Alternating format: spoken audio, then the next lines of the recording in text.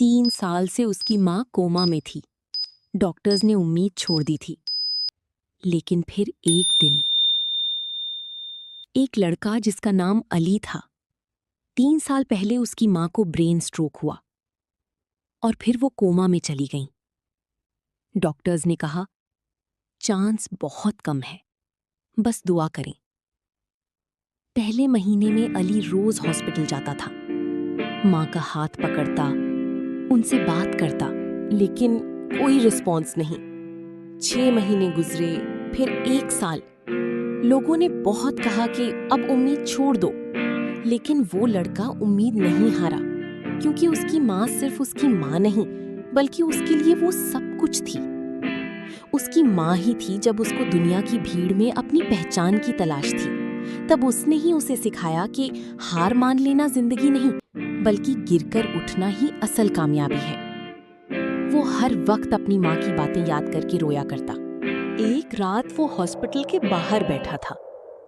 अली ने पहली दफा शिकवा किया कि या अल्लाह, मैंने इतनी दुआएं की, फिर भी कुछ नहीं बदला।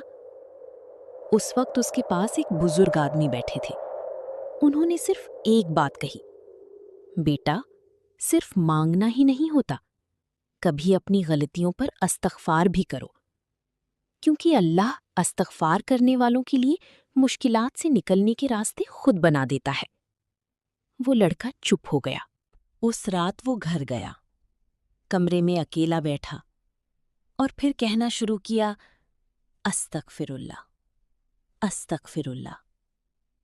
ना कोई लंबी दुआ, ना कोई स्पेशल लफ्ज़, बस रिपीट करता रहा। 10 मिनट, 20 मिनट और फिर 1 घंटा। उस रात वो रोता रहा और इस्तग़फ़ार करता रहा। अगले दिन भी उसने यही किया और फिर उसने अहद कर लिया कि वो अब से रोज 1000 बार इस्तग़फ़ार की तस्बीह पढ़ा करेगा। और फिर वो सुबह, शाम, रात पढ़ता रहता। कुछ दिन गुजरे और कुछ हफ्ते।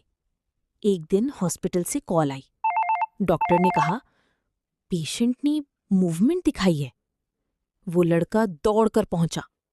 डॉक्टर ने कहा, लगता है रिस्पॉन्स आ रहा है। उसको यकीन नहीं आ रहा था। और 2 दिन बाद उसकी माँ ने आंखें खोल दी। वो लड़का अपनी माँ के पास गया और उन्होंने धीमी सी आवाज में कहा, अली। 3 साल बाद अपनी माँ की आवाज सुनकर वो रो पड़ा।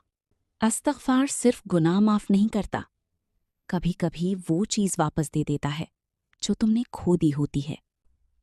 वीडियो पसंद आई हो तो लाइक और सब्सक्राइब जरूर कर दीजिएगा। अल्लाह ने के बान।